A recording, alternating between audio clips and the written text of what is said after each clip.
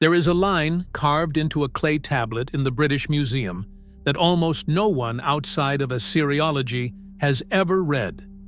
It was written over 3,000 years ago by a scribe in the city of Nineveh, copied from a text that was already ancient when he pressed his reed stylus into wet clay.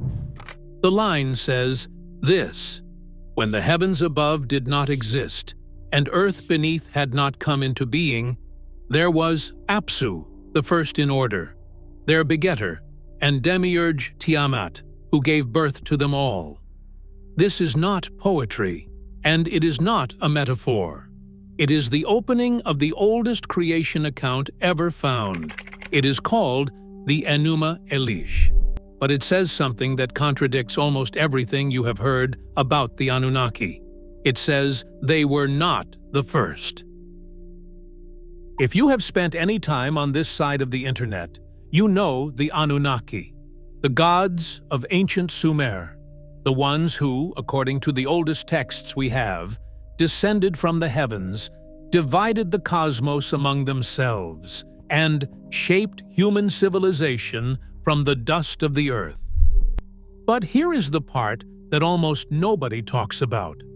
The word Anunnaki itself tells you they are not the oldest generation.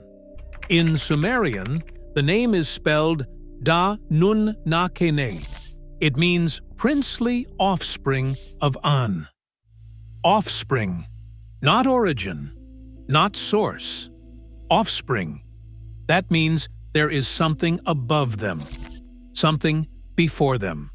And the cuneiform record names it, not in one text, but in dozens.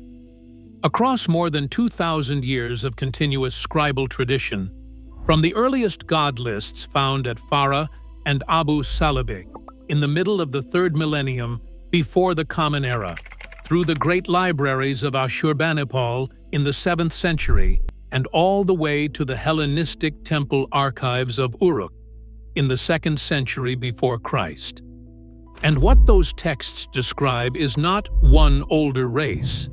It is layers. Generation after generation of beings that existed before the Anunnaki took power. Some of them were destroyed. Some of them were imprisoned. Some of them were so ancient that even the Babylonian scribes could only refer to them by the word that means forever. The Enuma Elish is preserved on 7 tablets, recovered from the ruins of Ashurbanipal's library at Nineveh by Austin Henry Layard in 1849. The principal copy of Tablet 1 is catalogued as K5419C at the British Museum. It was first published by George Smith in 1876 in a book called The Chaldean Account of Genesis. And the story it tells begins before everything. Before there was sky, before there was ground, before there was even a reed growing from the marshes. There were 2, Apsu, the sweet water, the freshwater abyss, and Tiamat, the salt sea, the bitter ocean. They mingled their waters together, and from that mingling, the first gods were created within them. Not the Anunnaki, not Enlil, not Enki. The first beings born from the primordial waters were called Lahmu and Lahamu, a pair, male and female. Their name probably means the hairy one or the muddy one, from the Akkadian root Lahamu. And they existed an entire cosmic generation before anyone called Anunnaki drew breath. After Lahmu and Lahamu came another pair, Anshar and Kishar. The whole sky and the whole earth, the horizons. And only after them, only after 2 full generations of primordial beings had already lived and ruled, did Anu appear, the sky god, the father of Enlil, the father of Enki, the grandfather of the Anunnaki. This is not speculation. This is Tablet 1 of the Enuma Elish, lines 1 through 10, in the critical edition published by W.G. Lambert in his 2013 volume Babylonian Creation Myths. The genealogy is explicit. Tiamat and Apsu are first. Lahmu and Lahamu are second. Anshar and Kishar are third. Anu is fourth. The Anunnaki are fifth. But there is an even older tradition. In the Sumerian theological system centered on the city of Eridu, the oldest sacred city in Mesopotamia, the primordial sea is not called Tiamat. She is called Nammu. Her Sumerian name is written with the sign Engur, the cosmic subterranean ocean. And in the great god list known as An equals Anum, Tablet 1, line 28, she is described as the mother who gave birth to the heavens and the earth. Nammu is the mother of An himself and the grandmother of the Anunnaki. Unlike Tiamat, who is killed and dismembered in the Enuma Elish, Nammu was still worshipped as an active goddess. She appears in the incantation literature as the mistress of the holy water basin. In the myth called Enki and Ninmah, she proposes the creation of humanity. Enki is asleep. The gods are exhausted from labor. Nammu goes to her son and tells him to arise from his bed and to fashion servants for the gods. Her cult was attested at Ur. The king Ur-Nammu, founder of the third dynasty of Ur, around 2100 BCE, took his very throne name from her. Now, here is where the record becomes truly strange. Lambert discovered that behind the neat four-generation genealogy of the Enuma Elish, there is an older, deeper layer of theogonic tradition preserved in incantation texts and the An equals Anum god list. He called it the Theogony of Anu. In 3 of 5 preserved versions, the very first beings in the chain are not Apsu and Tiamat. They are Duri and Dari. Their names mean forever and ever, an eternity pair, a hypostasis of time itself. They are not gods in any functional sense. They are the concept of endlessness, given names and placed at the very beginning of existence. After them come other pairs. At the end of this chain stand Alala and Belili. These names may sound obscure, but Alala is almost certainly identical to a figure who appears in the Hittite and Hurrian traditions as Allalu, the primordial king of the gods who was overthrown by Anu in a cosmic coup. The same Anu, the father of the Anunnaki. The connection was first identified by Hans Gustav Güterbach in 1948. But there is more. A separate genealogical tradition, which Lambert called the Theogony of Enlil, traces the ancestry of Enlil, the chief executive god of the Sumerian pantheon, through a series of primordial pairs called the Enki-Ninki deities. And these are not the famous Enki of Eridu. Lambert and Jacobson both insist on the distinction. These are earlier, dimmer figures. In the earliest god lists from Farah and Abu Salabik, dating to the middle of the 3rd millennium, there are 7 or 8 pairs. By the time the tradition reaches its fullest expression in An equals Anum Tablet 1, lines 96 through 138, there are 21 pairs, 21 generations of primordial ancestors stretching back into a deliberately constructed abyss of remoteness. And among those ancestors, 2 names stand out. Enmeshara.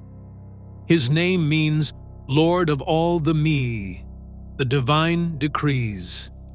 He is described in one fragmentary myth as Enlil's evil paternal uncle. Lambert published the text under the title Enmeshara's Defeat.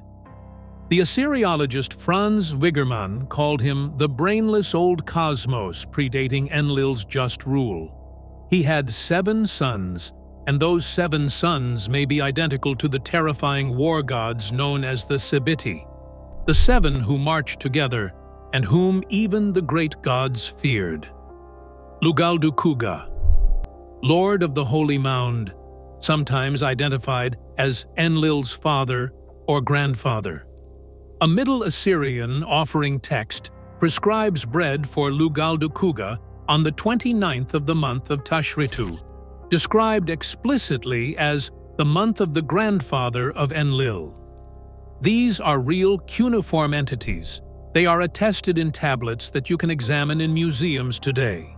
They describe a cosmos in which the Anunnaki are latecomers, the inheritors of a throne that was already old before they claimed it. But the primordial pairs are abstractions. They are theological genealogies, constructed by scribes to create depth and antiquity. The next category of pre-Anunnaki beings is different.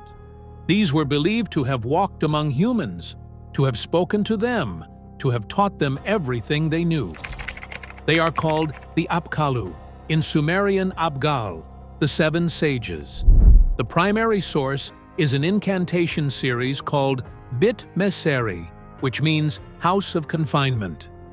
It is a ritual text designed to protect buildings and their inhabitants from evil. The earliest copies come from Ashurbanipal's library at Nineveh. A later recension was found in the house of a priest named Anu Iksur in the city of Uruk, dating to the 4th or 3rd century before the Common Era. Tablet 3 of Bit Meseri gives their names, all 7, one by one. Wana, who completed the plans of heaven and earth. Wanaduga, who is given broad understanding. Enmaduga, to whom a good fate is decreed. And Megalama, who was born in a house. And Mebuluga, who grew up on a river flat. Anenlilda, the purification priest from Eridu. And Abzu, who ascended to heaven. The text then calls them the pure carps from the sea, the 7 Apkallu, born in the river, who keep in order the plans of heaven and earth. These 7 beings were neither gods nor human. They were something in between. Created by Enki in the Apsu, the freshwater abyss beneath the earth, they were sent to the surface to guide the earliest human settlements. Each one was paired with one of the antediluvian kings recorded in the Sumerian king list. And together, the sage and the king were believed to have established the foundations of civilization: writing, mathematics, agriculture, law, astronomy, architecture, medicine, everything. The Babylonian priest Berossus, writing in Greek around 280 before the Common Era for the Seleucid king Antiochus I, described the first of these sages under the name Oannes. He wrote that Oannes emerged from the sea in the form of a creature with the body of a fish, and under the fish's head, the head and the feet of a man.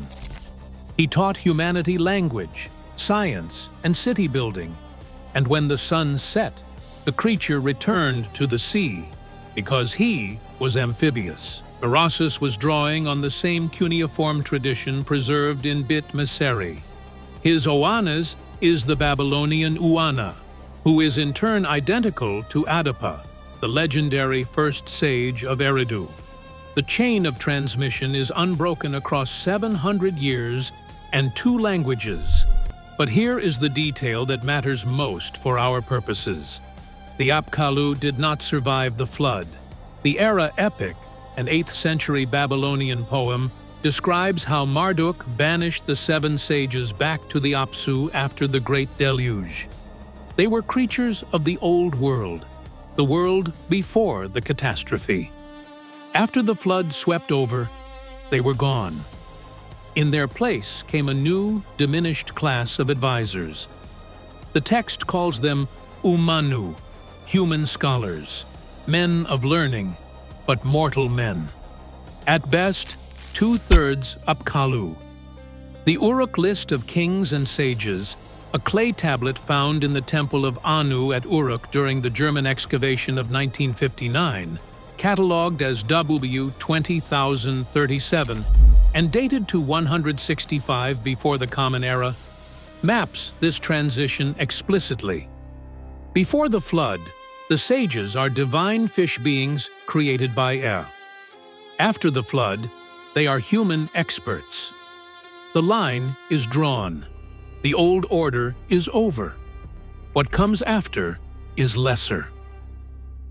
In 1992, the Dutch Assyriologist Frans Vigerman published a study called Mesopotamian Protective Spirits that changed how scholars understood these figures. He demonstrated that the Apkallu came in 3 distinct iconographic types, each with a different cosmic function. The first type is the Puradu fish Apkallu, the original 7. They wear a cloak made from the skin of a carp, draped over their human body so that the fish head sits on top of their own head like a hood. These are the antediluvian sages, the ones from before the flood, the creatures Berossus described. The second type is the bird-headed Apkallu, eagle head, wings, human body. Sometimes called the Nisroch type after an older misidentification. These are the figures that Austin Henry Layard recovered from the palace of Ashurnasirpal II at Nimrud in the 1840s and shipped to the British Museum, where they stand today in the Assyrian galleries. Over 7 feet tall, carved from gypsum alabaster, holding a bucket in one hand and a pine cone in the other. The bird-headed examples at Nimrud are iconic. The third type is the Apkallu, fully human in form, no animal features. These are the post-flood sages, the human scholars who inherited the knowledge of the original 7 but lacked their divine nature. The bucket they carry is called a bandudu. It is a water vessel. The cone is called a mulilu. It is a purification implement. The gesture they are making is ritual sprinkling, apotropaic cleansing, the protection of sacred and royal spaces from demonic intrusion. Bandudu and mulilu are the key ritual objects, and this is where the archaeological record gives us something extraordinary. The Bitmeseri ritual prescribes that small clay figurines of these Apkallu be buried beneath the foundations of buildings, at the head of the bed, at the chapel threshold, behind the throne, to block the entry of the enemy. Bitmeseri lays out these placements explicitly. Archaeologists have found them, exactly where the texts say they should be.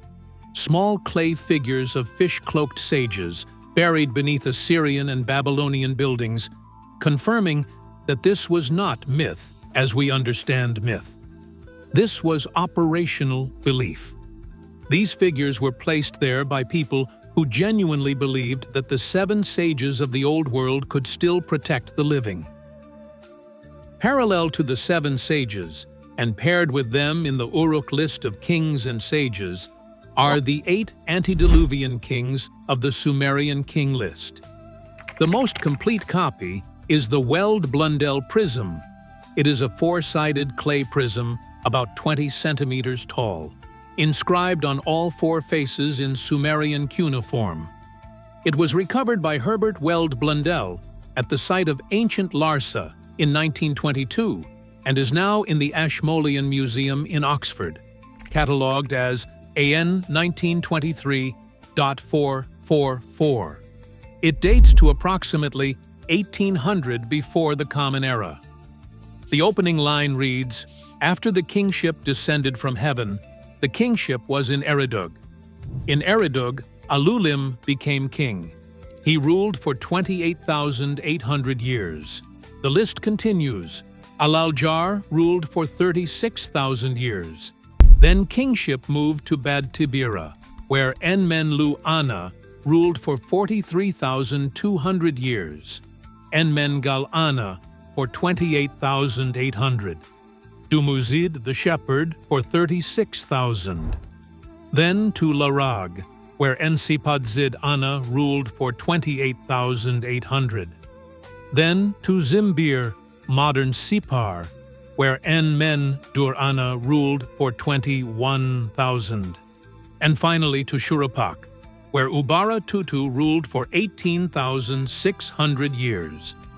8 kings, 5 cities, a total of 241,200 years.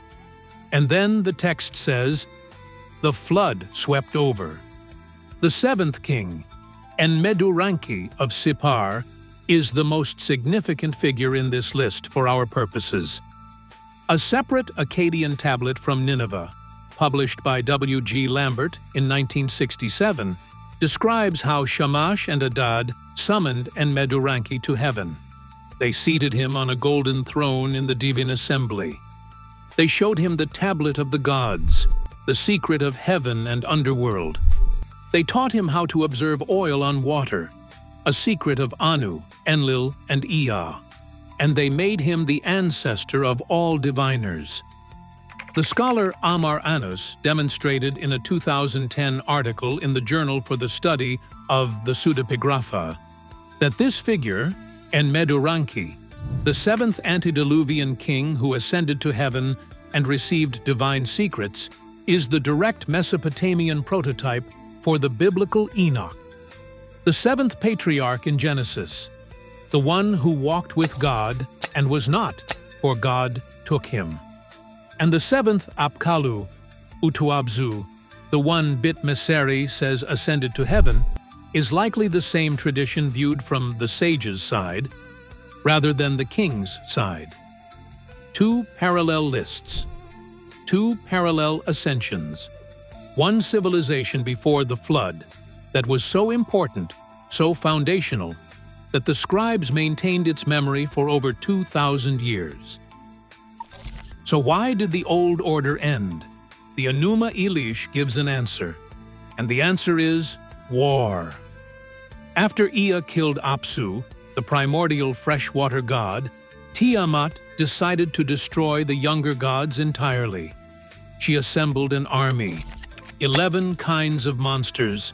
The text names them one by one: the Bashmu, the venomous snake, the Ushumgalu, the great dragon, the Mushma-hu, the seven-headed serpent, the Mushhushu, the furious snake, the composite lion-eagle-serpent creature you can see on the reconstructed Ishtar Gate of Babylon in the Pergamon Museum in Berlin, the Lahmu, the hairy hero, the Ugalu, the great weather beast, part lion, part storm, the Uridimu, the mad lion, the Gertablulu, the scorpion man, the same beings who guard the entrance to the Mountain of the Sun in the Epic of Gilgamesh, the Umu Dabrutu, the violent storms, the Kululu, the fish man, and the Kusariku, the bull man, 11 creatures, an army of the old world, led by Tiamat herself and commanded by her new consort Chingu, who wore the Tablet of Destinies on his chest. And then Marduk, the champion of the young gods, killed Tiamat. He split her body in two. He made the sky from one half and the earth from the other. He took the Tablet of Destinies from Chingu's corpse and established the new order. But here is the part that matters. He did not destroy the 11 monsters. He defeated them. He disarmed them. He bound them and repurposed them. The same creatures that fought in Tiamat's army became the protective spirits of the new world. The Mushhushu, Tiamat's war dragon, became Marduk's own sacred animal. The scorpion men became guardians of sacred mountains. The Lahmu became the naked hero who protects temple doorways. The monsters of the old cosmos became the heraldic creatures of the new one, tamed and domesticated, but never forgotten. There is one more piece of this picture, and it comes not from Mesopotamia itself, but from the Hittites of Anatolia, who inherited much of the Mesopotamian theological tradition through the Hurrians. In the Hittite and Hurrian texts, the Anunnaki are not the ruling gods. They are the former gods, the old ones.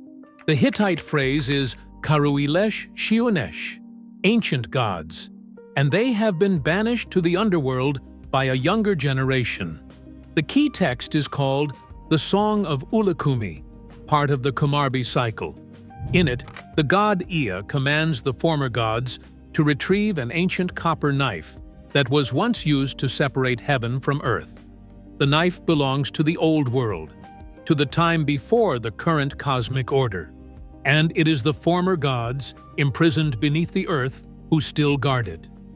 The structural parallel was first identified by Güterbach in 1948. It is the same pattern as the Greek Titans, overthrown by Zeus and the Olympians, and imprisoned in Tartarus. The same pattern as the Enuma Elish, where the old gods are defeated by the young. The same pattern, repeated across cultures that were in direct contact with each other for centuries. And in every version, the old ones do not die. They are put away, locked beneath the surface, still present, still dangerous, still remembered by the scribes who wrote the texts and the priests who performed the rituals. So when someone tells you the Anunnaki were the first, the oldest, the original gods of Sumer, remember this: the texts themselves say otherwise. Before the Anunnaki, there was Anu. Before Anu, there were Anshar and Kishar. Before them, Lahmu and Lahamu. Before them, Tiamat and Apsu. Before them, Nammu, the self-generating sea. And before all of them, in the oldest theological layer the scribes could construct, there were Duri and Dari, forever and ever. The concept of time itself, given a name and placed at the origin of everything.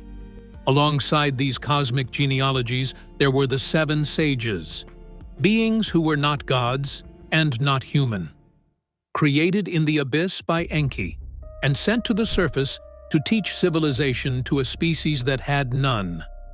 They lived before the flood. They were banished after it. And the Babylonian scribal tradition maintained their names in order on clay tablets for over 2,000 years. And beneath all of it, beneath the theology and the king lists and the incantation rituals, there is a question that the texts never quite answer. If the Anunnaki are the offspring of An, and An is the offspring of Anshar, and Anshar is the offspring of Lahmu, and Lahmu was born from the mingling of Tiamat and Apsu, then where did Tiamat and Apsu come from? The Enuma Elish does not say. It opens with them already there, already ancient, already mingling their waters in a cosmos that has no sky and no earth and no gods. Some questions are older than the answers.